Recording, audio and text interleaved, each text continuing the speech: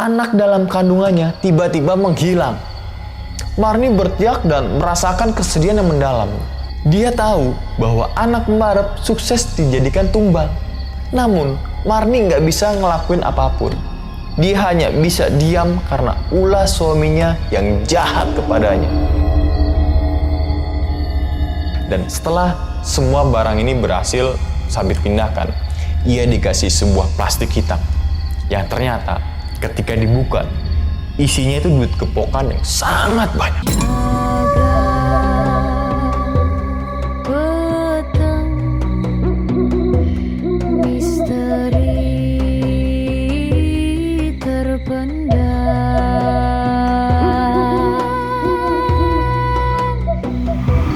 Assalamualaikum warahmatullahi wabarakatuh. Sugeng rawuh, konco jagat. Tidak semua tumbal berbentuk kepala kambing. Tidak semua perjanjian dibayar dengan darah manusia.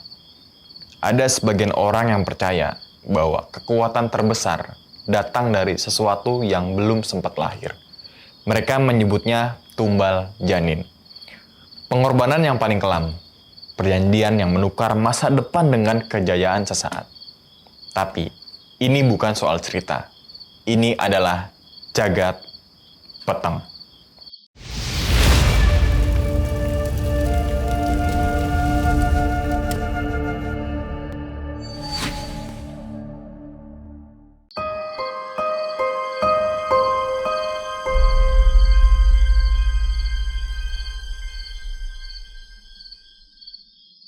Sabit dan juga Marni, sepasang suami istri yang kehidupannya sangat sulit. Perekonomian yang memburuk membuat keduanya harus terpaksa mengontrak di sebuah rumah yang jaraknya tidak terlalu jauh dari sebuah pasar tradisional. Belum lagi dengan kehamilan Marni yang sedang menginjak 4 bulan. Segala kebutuhan untuk sang janin harus terpenuhi. Dalam kesehariannya, Sabit kerja jadi kuli panggul pasar, sementara Marni, dia jadi tukang cuci keliling di sekitaran kontrakannya. Penghasilan yang mereka dapatkan hanya cukup untuk makan sehari-hari, serta kebutuhan bayi yang berada dalam kandungannya. Sisanya, mereka tabung untuk bayar uang sewa bulanan. Suatu pagi, saat Sabit sedang bekerja di pasar sebagai tukang panggul, saat itu pekerjaannya sedang sepi. Tidak setiap hari pekerjaan yang dilakukan oleh Sabit ini rame. Kadang, ada yang menggunakan jasanya, kadang juga enggak. Tepat di jam istirahat, Sabit ini ketemu dengan seorang teman lamanya yang bernama Laksono. Laksono ini terlihat sangat sukses di mata Sabit. Laksono menggunakan barang-barang yang mewah dan terlihat sangat mahal. Pertemuan hangat itu membuat mereka membicarakan banyak hal. Salah satunya adalah terkait dengan pekerjaan. Sabit merasa dirinya ini lagi butuh uang karena sang istri lagi hamil. Ia pun menawarkan diri kepada Laksono untuk minta pekerjaan pantas untuk dirinya. Laksono kemudian ngajak Sabit untuk ketemu di sebuah warung kopi di luar pasar, tepat selepas pekerjaan Sabit ini selesai. Sore harinya, setelah Sabit menyelesaikan pekerjaan, Sabit langsung ke tempat yang dijanjikan oleh Laksono, yaitu warung kopi di luar pasar. Sesampainya di tempat tersebut, Sabit udah ngeliat Laksono yang udah nunggu dengan kopi hitam yang udah ia pesan. Mengetahui kedatangan Sabit, Laksono segera menyambut dan menyuruh Sabit untuk duduk sambil menikmati kopi hitam yang ia pesannya. Obrolan serius terkait dengan pekerjaan pun dimulai. Laksono kemudian ceritain semua rahasia mengapa dirinya bisa menjadi sesukses ini. Kunci sukses yang dilakukan oleh Laksono adalah datang ke seorang dukun yang berada di salah satu tempat di daerah Rembang. Mendengar hal itu, Sabit ini langsung naik pitam. Dia kecewa terhadap Laksono karena telah bersekutu dengan Tuhan dan menjadikan setan sebagai teman untuk kesuksesannya. Laksono kembali menjelaskan bahwa kedatangannya ke dukun itu untuk merubah hidupnya menjadi lebih baik dan jauh dari kesulitan seperti yang sedang dihadapi oleh si Sabit. Namun tetap aja, Sabit nggak mau nerima cara haram untuk mendapatkan kesuksesan. Laksono nggak bisa maksa keinginan Sabit. Akan tetapi, Laksono berjanji akan membantu Sabit bila mana dirinya membutuhkan pertolongan. Sepulang dari pertemuan itu, Sabit kepikiran terus tuh dengan segala perkataan dari Laksono. Dia bahkan gak nyangka bahwa teman dekatnya bisa bersekutu dengan Tuhan hanya untuk mendapatkan sebuah kesuksesan. Allahu Akbar, Allahu Akbar. Allahu Akbar, Allahu Tepat di azan maghrib, Sabit ini sampai di rumah dan langsung masuk ke dalam. Ia kemudian ngelihat istrinya lagi megangin perutnya yang sudah terlihat sedikit membesar. Sabit kemudian memeluk sang istri sambil megangin perut dan mengelus-ngelusnya beberapa kali. Selepas bermesraan sejenak, Sabit menanyakan makanan apa yang udah disajikan oleh istrinya. Dan sang istri ini ngejawab bahwa makanan yang udah disajikan sama seperti hari-hari sebelumnya, yaitu sayur pepaya bening. Sabit ini ngehela nafas. Sudah hampir 7 hari, dirinya makan sayur itu. Namun tetap aja, rasa syukur Sabit ini masih ada. Dia kemudian makan bersama dengan sang istri dan menceritakan tentang segala hal seperti biasanya. Di sela-sela pembicaraan, Marni ini mengatakan bahwa beras sudah habis. Selain itu, susu untuk kebutuhan gizinya juga udah menipis. Marni nggak pegang uang sama sekali, karena dirinya nggak mendapatkan baju kotor yang menjadi jasa pekerjaannya hari ini. Sabit kembali menghela nafas panjang. Ia bahkan harus menghadapi hal-hal sulit lagi. Hasil jeripaya Sabit hari ini menjadi tukang panggul juga lagi sepi. Kini keduanya lagi nggak baik-baik aja. Di tengah malam, Sabit ini termenung sendirian di ruang tamu. Dia ini masih mikirin bagaimana caranya untuk memperbaiki kehidupan yang selama ini ia inginkan. Akhirnya, Sabit ini kepikiran perkataan Laksono, memutuskan untuk ngikutin langkah dari Laksono, agar dirinya ini bisa memperbaiki perekonomiannya gitu. Ya, lewat mendatangi dukun yang disarankan oleh Laksono. Malam itu, Sabit memutuskan untuk mengambil langkah haram yang menjadi jalan satu-satunya. Dan keesokan harinya, Sabit meminta kepada Marni untuk nggak kerja dulu. Karena mengingat kondisi fisik dari Marni terlihat sangat lemah. Kemudian, Sabit ini berangkat menuju ke pasar dengan tujuan lain, yaitu nemuin Laksono. Sesampainya di pasar, dia ngelihat Laksono udah duduk santai di warung kopi langganannya. Sabit ini langsung nyamperin Laksono dan bilang yang sejujurnya bahwa dirinya pengen ngikutin langkah Laksono, kekayaan hanya dengan datang ke rumah dukun. Laksono ini langsung senang dengan kejujuran hatinya Sabit tuh. Ia ini kemudian menyiapkan kendaraan mobilnya dan berangkat menuju ke tempat tujuan. Perjalanan menuju ke rumah dukun ditempuh ini selama 1 jam perjalanan. Dan singkat cerita, mereka ini berdua udah sampai tuh di sebuah rumah gubuk. Lokasinya jauh banget dari rumah warga. Laksono kemudian ngajak Sabit masuk ke dalam gubuk tersebut dan menemui salah satu seorang nenek tua yang bernama Balastri. Lewat Balastri, Sabit akhirnya mengungkapkan keinginannya. Untuk apa? Ya, untuk mendapatkan kekayaan lewat jalan pintas sama kayak Laksono.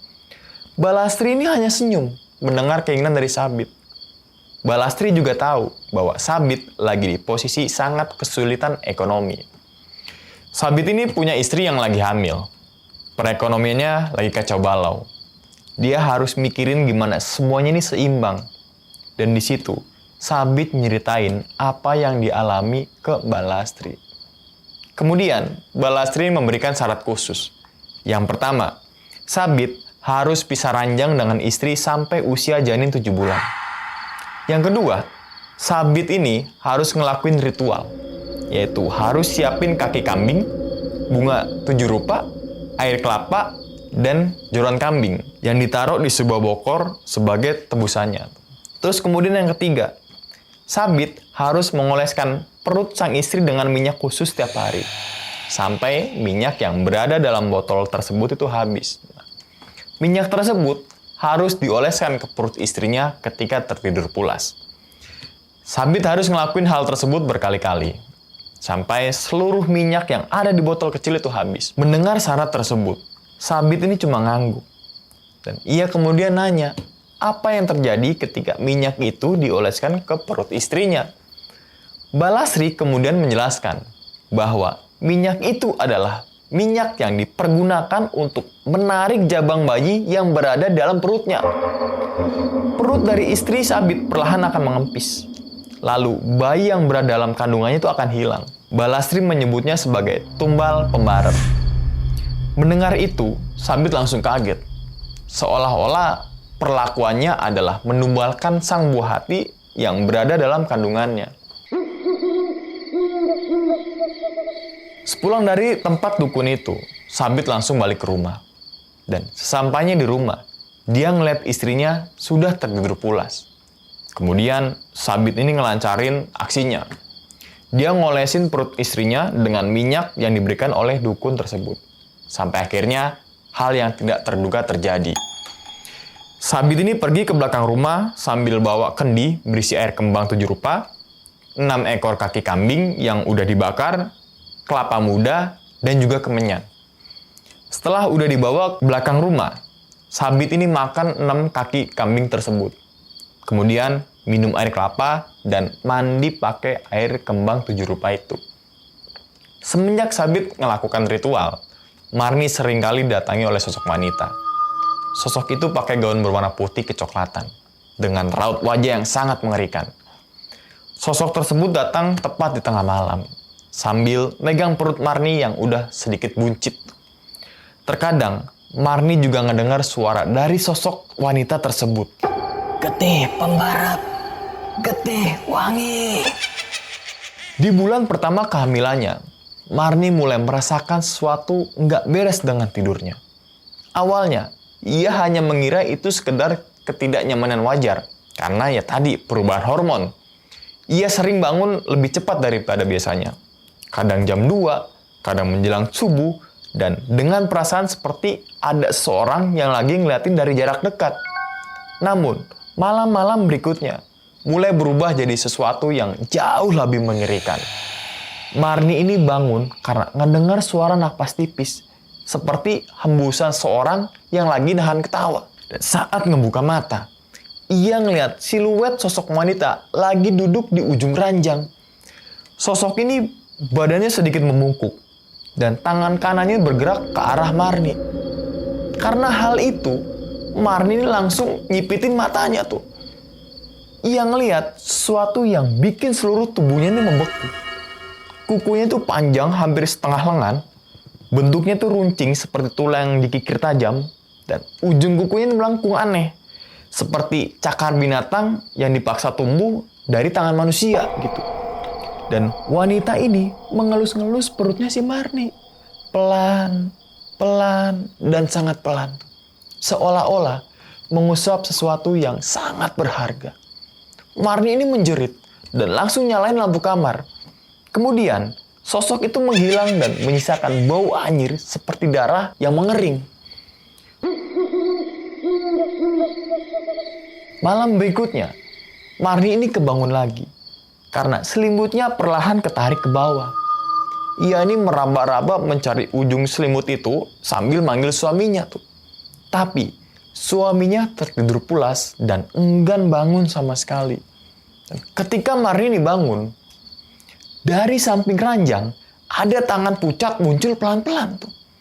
Kukunya sama seperti sebelumnya, yang panjang, kotor, dan menghitam di bagian ujungnya tuh. Tangan itu merayap naik ke arah perutnya. Kukunya itu menggores spray dan meninggalkan garis tipis seperti digores pisau.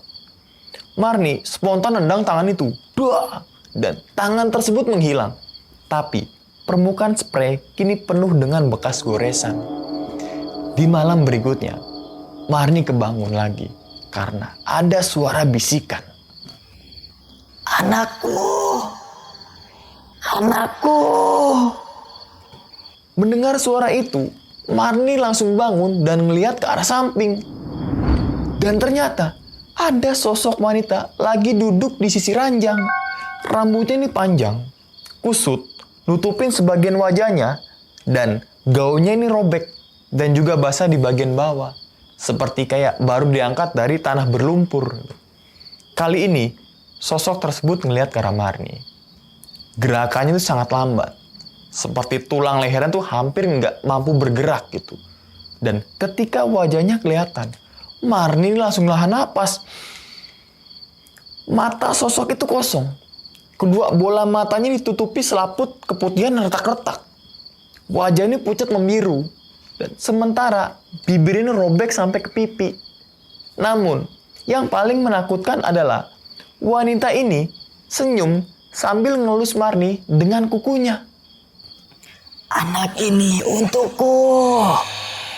Kukunya ini bergerak-gerak, seolah memetakan sesuatu yang ada di dalam tubuhnya si Marni. Nah, Marni langsung menjerit histeris, sampai kedengaran ke tetangga tuh. Dan sampai akhirnya, Sabit ini bangun dan langsung nyalain lampu. Sosok itu menghilang seperti kabut yang ditarik ke dalam tanah. Yang tersisa hanyalah bekas goresan panjang di spray, bau amis, dan perut Marni yang terasa lebih berat. Seperti ada sesuatu yang bergerak nggak wajar di dalamnya. Lambat laun, Marni seringkali dibayang-bayangi oleh sosok wanita bergaun putih. Tiap kali dirinya beraktivitas, sosok tersebut kayak selalu ngikutin gitu. Entah Marni lagi mandi, lagi beres rumah, bahkan mau tidur. Sosok itu nggak tanggung-tanggung. Pernah meluk Marni dari belakang sambil meremas perutnya. Bulan kedua kehamilannya, gangguan yang dialami Marni mulai berubah jadi sesuatu yang benar-benar nyentuh badannya. Setiap malam, Marni ngerasain ngilu seperti dicubit dari dalam tulang. Bahunya ini terasa seperti ditindih oleh sesuatu yang berat. Sampai ia susah bangun dari tempat tidur. Karena makin hari gangguannya makin parah, akhirnya Marni ini nanya ke suaminya. Tapi Sabit hanya bisa diam. Wajahnya itu tegang dan matanya nggak berani ngeliat ke arah Marni. Sabar nih, tolong sabar dulu sampai bayinya lahir. Ketika ditanya, jawaban Sabit selalu begitu terus tuh. Marni diminta untuk sabar, sabar, dan sabar. Kayak nggak ada solusi lain. Di suatu hari, tiap kali Marni ngeliat cermin kamar mandi, sosok berambut panjang itu tetap muncul di belakangnya. Kini wajahnya tuh lebih jelas. Kulitnya pucat. Mata cekung hitam tuh seperti lubang tak berdasar. Dan bibir tipis yang bergerak-gerak seakan membaca mantra. Di malam tertentu, Marni ini kebangun karena suara kresek-kresek di dapur. Suara itu sangat jelas, kayak orang yang lagi ngerobek daging. Terus dikunyah, sampai terdengar bunyi lengket dan juga basah. Awalnya, Marni ini mengira itu hewan liar. Dan sampai akhirnya, ada suara sosok perempuan tuh berbisik tuh. Bayinya enak sekali. Mendengar suara tersebut, nafas Marni terhenti. Sekujur badan itu membeku. Dan begitu ia nengok ke arah pintu kamar, ia ngelihat bayangan sosok wanita berlari cepat. Nah, kukunya ini nyeret ke arah lantai, ninggalin jejak goresan yang masih kelihatan sampai lampu kamar dinyalain. Singkat cerita, di kemudian hari, Marni nanya ke Sabit. Tapi Sabit malah makin muram. Ia hanya memijat wajahnya dengan kedua tangan. Kita cuma bisa bertahan sampai waktunya tiba. Tolong jangan nanya-nanya lagi. Mendengar ucapan dari Sabit, Marni ini makin takut. Karena nada suaranya sudah jelas bahwa Sabit nyembunyiin sesuatu yang jauh lebih ngeri. Memasuki bulan ketiga kehamilannya, kondisi Marni ini makin memburuk. Rasa mual udah nggak dirasakan lagi. Tapi yang keluar dari mulutnya bukan sekedar muntahan, melainkan cairan hitam pekat seperti lumpur yang diguyur air panas. Aromanya ini amis, hampir seperti darah segar yang dibiarkan mengental berhari-hari. Setiap kali selesai muntah, Marni ngerasa kayak ada sesuatu yang aneh dari dalam tubuhnya. Kadang, ia merasakan sensasi seperti kuku kecil yang mencakar bagian dalam perutnya. Pada malam hari, gangguan bukan berupa suara di luar kamar, tapi berasal dari dalam rumah. Dari sudut-sudut yang seharusnya sunyi, dan yang paling sering terdengar adalah suara paling mengganggu, yaitu suara tangisan bayi.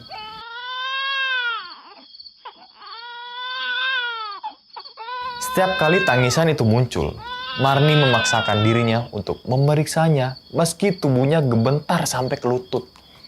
Ia ini berjalan pelan, membuka pintu kamar mandi dengan tangan yang berkeringat dingin.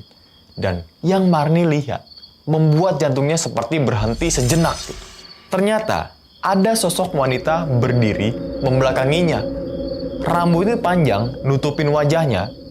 Pakaiannya basah kuyup seperti baru diangkat dari kubangan air. Dan di kedua lengannya, wanita itu memegang seorang bayi merah. Kulitnya ini belum sempurna. Garis-garis pembuluh darah tampak jelas. Dan ari-arinya masih menggantung. Meneteskan darah ke lantai. Dan darah itu mengalir perlahan membentuk genangan kecil. Sosok ini gak bergerak. Namun, bahunya ini naik turun. Seperti kayak lagi nangis tanpa suara gitu.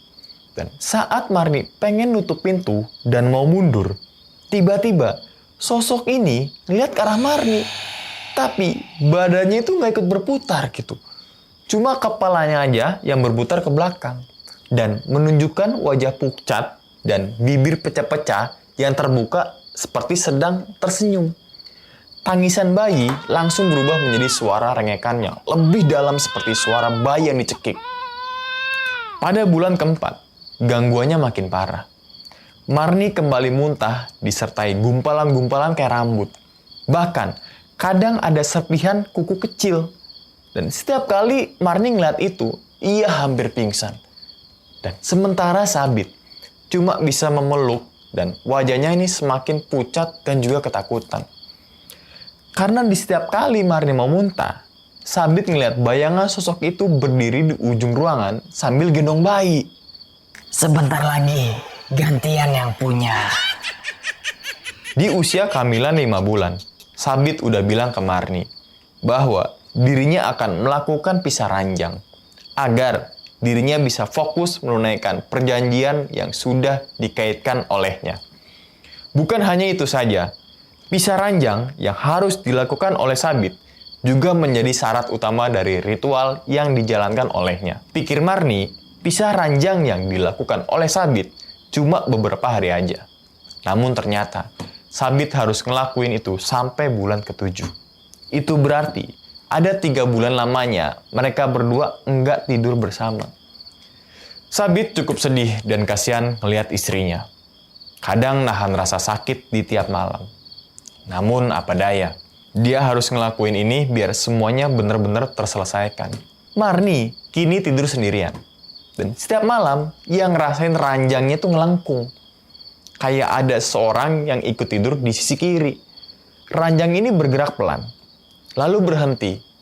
Tapi, Marni bisa ngerasain hembusan nafas dingin nyentuh tengkuknya. Kadang-kadang, ada yang nyentuh perut dari belakang. Seperti tangan yang ingin memastikan bahwa sesuatu di dalam perut itu tetap berada di tempatnya. Sentuhan itu sering berubah jadi pelukan. Pelukan yang dingin bagai dipeluk mayat. Pelukan yang membuat perut Marni serasa diremas pelan. Seperti lagi dicek oleh sesuatu yang nggak pengen melepaskannya gitu. Setiap kali itu terjadi, Marni nggak berani bergerak. Nggak berani bernafas terlalu keras. Air matanya ini mengalir diam-diam.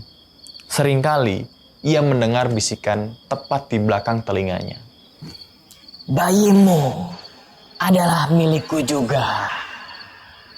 Bisikan itu selalu diikuti dengan kuku panjang yang mengusap pelan perutnya. Lalu menyisir rambut seolah-olah ia sedang menenangkan seorang anak kecil. Marni nggak pernah berani ngelihat. Karena pada malam tertentu, ketika enggak sengaja ia bergerak sedikit, ia ngerasain tuh pipi dingin seseorang yang menempel di bahunya. Dan rambut panjang menjulur sampai batas pinggang. Hari demi hari, terasa kayak berjalan lambat dan berat. Marni hampir nggak pernah tidur nyenyak. Dan yang membuatnya semakin hancur adalah, sosok itu kini nggak mau pergi. Siang atau malam, Marni bisa ngeliat bayangan duduk di kursi sudut kamar atau berdiri diam di pojokan sambil meluk bayi yang udah makin besar. Sosok itu selalu nemenin Marni. Mastiin kalau Marni tetap hidup sampai hari kelahiran tiba. Dan bayi harus lahir sesuai keinginannya. Karena bagi sosok wanita tersebut, hari kelahiran bukanlah akhir, melainkan awal. Saat kehamilan memasuki bulan ke-7, kedua kaki Marni ini penuh dengan darah. Kasur udah basah, dan bau amis darah itu tercium tajam. Langit-langit rumah seakan berputar. Kedua mata Marni ini melotot tajam ke atas. Marni terus megangin perutnya, karena kayak ada sesuatu yang narik janinnya secara tak kasat mata. Sampai akhirnya, perut Marni yang seharusnya besar, kini mengempis seperti perut orang biasa. Anak dalam kandungannya tiba-tiba menghilang. Marni berteriak dan merasakan kesedihan yang mendalam. Dia tahu bahwa anak membarep sukses dijadikan tumbal. Namun, Marni nggak bisa ngelakuin apapun. Dia hanya bisa diam karena ulah suaminya yang jahat kepadanya. Semenjak penumbalan itu berlangsung, tiba-tiba saja Sabit ini dapat borongan buat jasa kuli panggul di pasar dalam jumlah yang sangat banyak gitu. Dan setelah semua barang ini berhasil Sabit pindahkan, ia dikasih sebuah plastik hitam yang ternyata ketika dibuka isinya itu duit gepokan yang sangat banyak. Hal ini menjadikan Sabit merubah hidupnya menjadi seorang pedagang di pasar tersebut. Perubahan hidup yang terjadi pada Sabit membuat banyak orang bertanya-tanya. Mereka ini sangat heran akan perubahan dari seorang tukang panggul menjadi seorang pedagang yang langsung memiliki ruko di pasar. Sabit dan istrinya memutuskan untuk jualan sembako di pasar. Belum cukup sampai di situ. Semenjak buka ruko, banyak pembeli yang berbondong-bondong membeli kebutuhan pangan di toko milik Sabit dan juga Marni. Akan kejayaan ini, Sabit yang awalnya mengontrak, kini udah punya rumah sendiri. Dan Sabit akhirnya memiliki segala yang ia inginkan.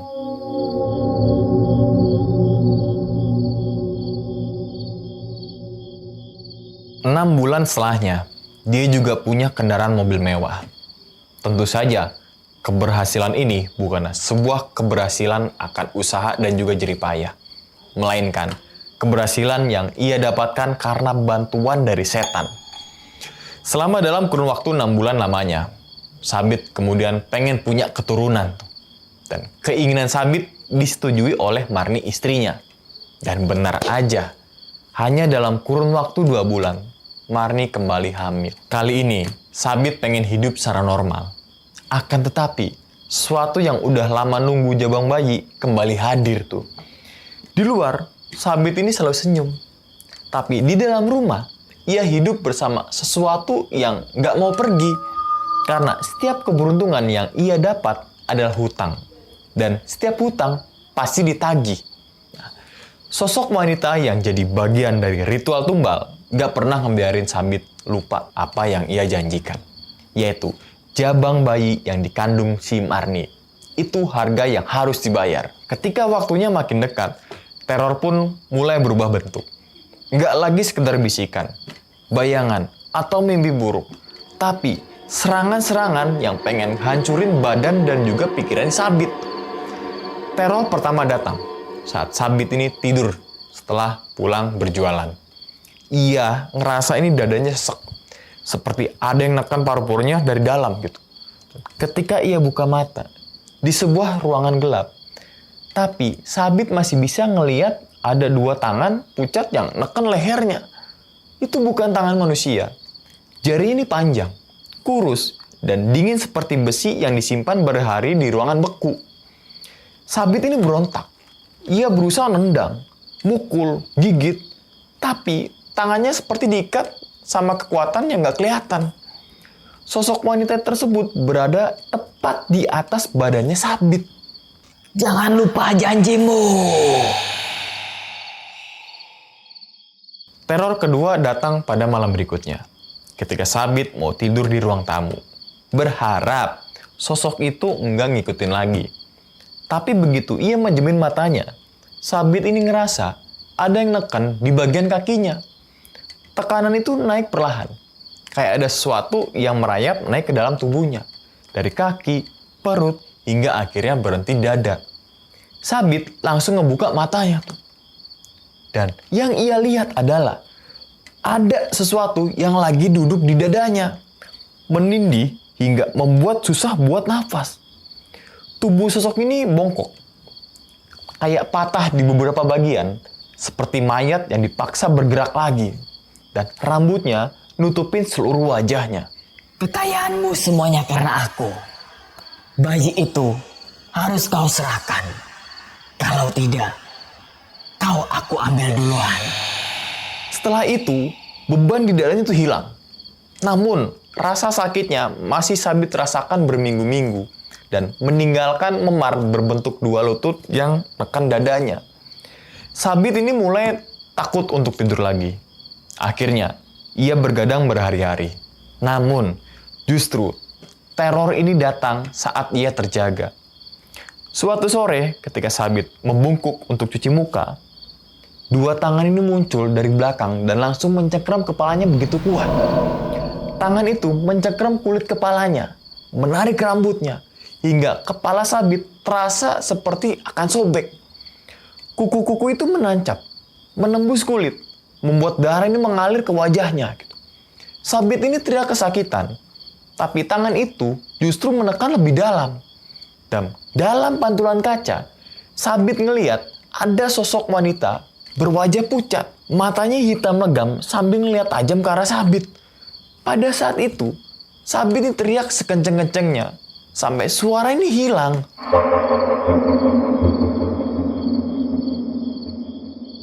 Teror terakhir datang saat Sabit mau keluar rumah pada malam hari. Begitu ia buka pintu, hawa dingin ini menyergap. Dan sebelum ia melangkah keluar rumah, kayak ada sesuatu yang narik lagi ke dalam rumah. Tangan itu menyangkar pundaknya Sabit dari belakang. Dengan kekuatan seperti ingin menguliti dagingnya Sabit sampai ke tulang. Akhirnya, Sabit jatuh dan juga tersungkur. Darahnya itu membasahi lantai, mengalir di antara keramik yang retak.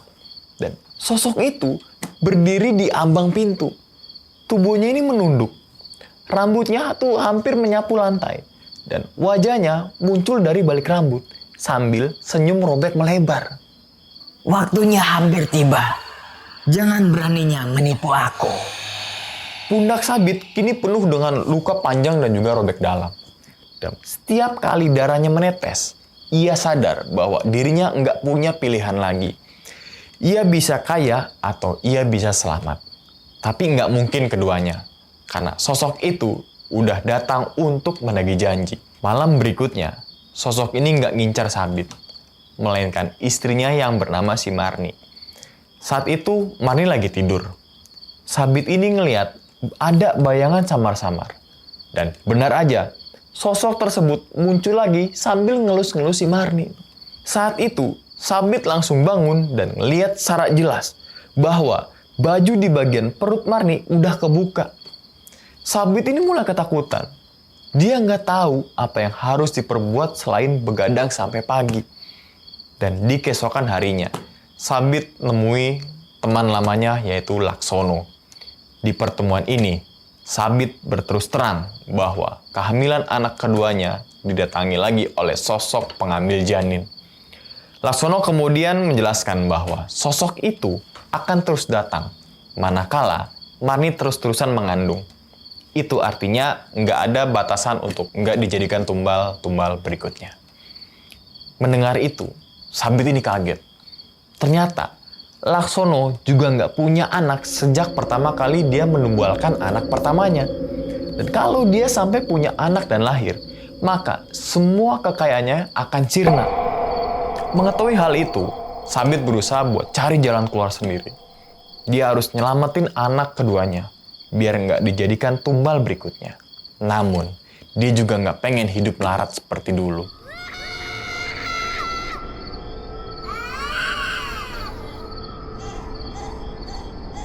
Akhirnya, dia mengundang orang pintar buat menghindarin gangguan dari sosok pencuri janin.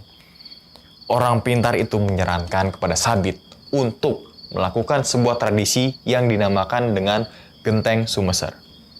Genteng Sumeser adalah sebuah tradisi Jawa yang menukarkan potongan genteng dengan makanan yang telah disediakan. Biasanya, tradisi ini dilakukan 7 bulan kehamilan. Namun, Sabit memintanya untuk dipercepat agar Sang Marni terhindar dari gangguan tersebut. Tentu saja, acara yang dilakukan oleh Sabit ini membuat Marni bertanya-tanya. Marni ini belum menyadari bahwa kandungannya sedang dalam incaran.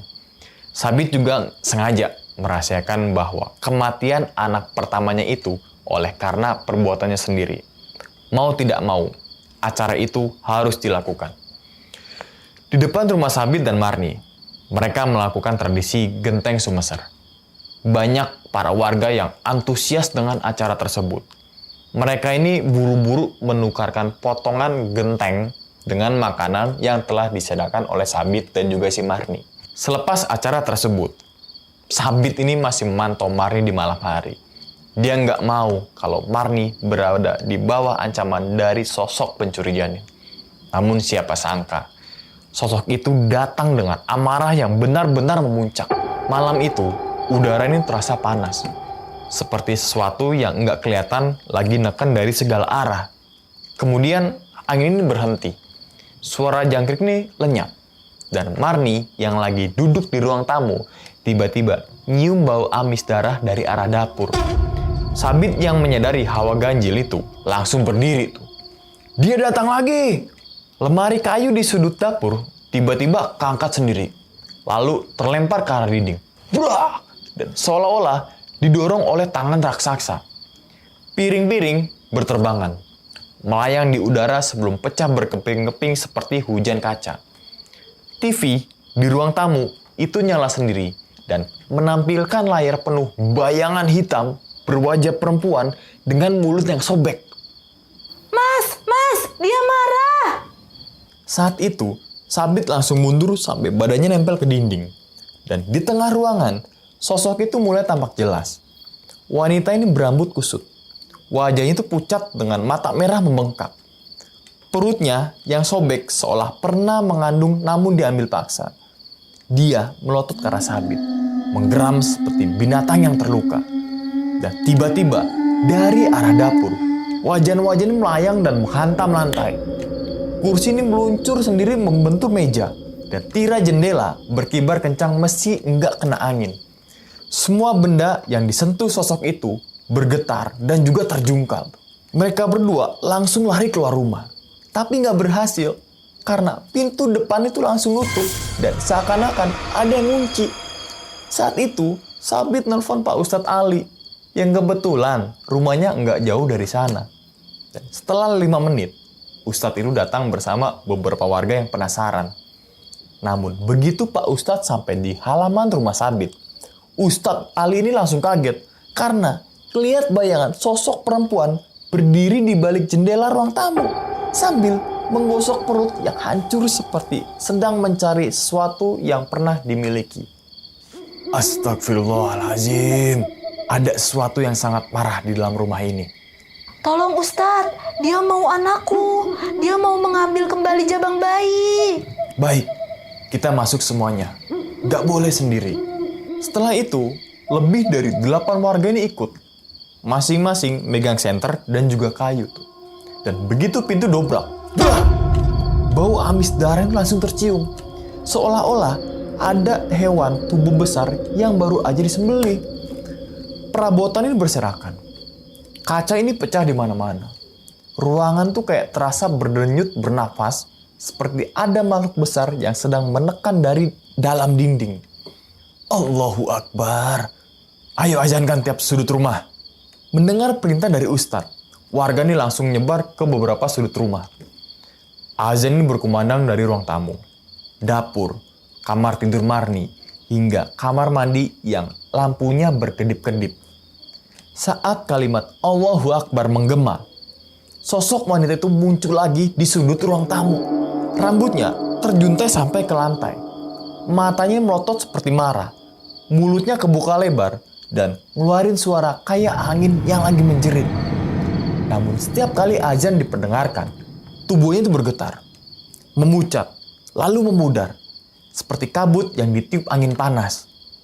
Dia ini mencoba mengamuk melempar meja, mengempaskan pintu, dan memecahkan kaca. Kemudian suaranya semakin melemah, dan akhirnya sosok itu hilang begitu aja. meninggalkan ruang tamu yang kembali sunyi. Kecuali satu hal, yaitu bau darah. Bau yang menusuk, pekat, dan seolah melekat di dinding. Alhamdulillah, dia udah pergi. Sabit bersyukur bahwa sosok itu nggak ngambil jabang bayinya lagi. Dan hingga kehamilan Marni menuju 7 bulan, Sabit kembali diresahkan dengan ketakutan-ketakutan lainnya. Marni tiba-tiba sakit secara misterius. Belum lagi dengan nasib ruko milik Sabit tiba-tiba sepi akan pelanggan. Dan satu persatu asetnya ini mulai berkurang. Mobil yang dimiliki oleh Sabit terpaksa dijual untuk kebutuhan lainnya. Terpaksa, Marni harus dilarikan ke rumah sakit dan menjalani rawat inap. Di masa-masa itu, seluruh aset milik Sabit sudah sirna semuanya. Rukonya yang sepi peminat akhirnya dijual untuk membayar semua perawatan istrinya. Rumah dan barang berharga lainnya kini sudah terjual semua. Kini, dia harus menunggu detik-detik yang paling ditakutinya, yaitu kelahiran sang bayi. Untungnya, saat mendekati masa kelahiran, tubuh Marni tiba-tiba kembali pulih dari sakit. Hanya saja, sembuh yang didapatkan oleh Marni harus dibayar mahal oleh seluruh harta benda dimiliki Sabit. Sabit ini mengikhlaskan hal itu. Dia hanya menginginkan ketenangan tanpa adanya gangguan dan juga teror yang menakuti istri dan juga anaknya kelak. Singkat cerita, anak kedua dari Sabit dan Marni lahir dengan keadaan selamat dan juga sehat. Sabit ini bahagia karena telah memutuskan kontrak antara dirinya dengan sosok jin agar anaknya bisa selamat. Walau Sabit kembali ke masa ekonominya sulit, tapi Sabit dan Marni lebih bahagia karena kehadiran sang buah hati. Sabit kembali jadi tukang panggul dan hidupnya dengan penuh rasa syukur. Sabit kembali jadi tukang panggul dan hidupnya penuh dengan rasa syukur. Dia dan keluarga kecilnya dipenuhi dengan kebahagiaan dengan hasil rezeki yang berkah dan halal. Sementara Laksono jadi gila karena sang istri akhirnya meninggal dunia. Karena apa? Karena tiap kali mengandung bayi, sang bayi ini menghilang dan menjadikan tubuhnya itu fisiknya menjadi lemah. Laksono kehilangan harta, benda, istri, dan juga anaknya. Dia telah menukarkan seluruh kepemilikannya dengan perjanjian setan. Jadi begitu ya kisahnya nih, konco jagat. Kadang kita merasa hidup itu tidak adil. Orang lain terlihat mudah dapat segalanya, sementara kita masih berjuang sekedar untuk bertahan. Tapi tahu gak bahwa setiap langkah, setiap nafas, setiap rezeki yang datang, semuanya sudah ada yang mengatur. Rezeki tidak pernah salah alamat. Ia mungkin terlambat, tapi tidak pernah tersesat. Tugas kita bukan mengeluh, tapi terus berusaha dan juga percaya bahwa Tuhan sudah menyiapkan bagian dari kita. Tugas kita bukan mengeluh, tapi terus berusaha dan percaya bahwa Tuhan sudah menyiapkan bagian kita dengan cara dan waktu yang paling tepat. Jadi jangan iri, jangan putus asa. Sebab rezeki bukan soal cepat atau lambat, tapi soal siapa yang sabar dan tetap yakin pada takdir. Setiap manusia memang ingin hidup lebih baik, ingin lepas dari kemiskinan, ingin punya rumah, ingin dihormati, tapi seringkali keinginan itu berubah jadi obsesi. Dan disitulah setan mulai berbisik. Setan tidak pernah datang dalam wujud menyeramkan. Ia datang lewat janji manis, janji tentang kemudahan, kekayaan, dan juga jalan pintas. Rezeki tidak pernah datang dari perjanjian hitam. Rezeki itu datang dari kerja keras, kesabaran, dan doa yang tulus. Mungkin butuh waktu, mungkin terasa berat, tapi hasilnya tidak akan membuatmu kehilangan jiwa. Ingatlah, setan hanya memberi sementara, tapi Allah memberi selamanya. Jangan tergoda jalan instan. Lebih baik miskin tapi tenang daripada kaya hidup dengan ketakutan. Rezeki yang halal mungkin datang perlahan, tapi semua membawa ketenangan. Dan gak semua ketakutan datang untuk menakut-nakuti. Kadang ia datang untuk mengingatkan. Ambil hikmahnya, jangan hanya takutnya. Inilah Jagat Peteng. Malam sunyi sepi mencekam, hutan purba gelap.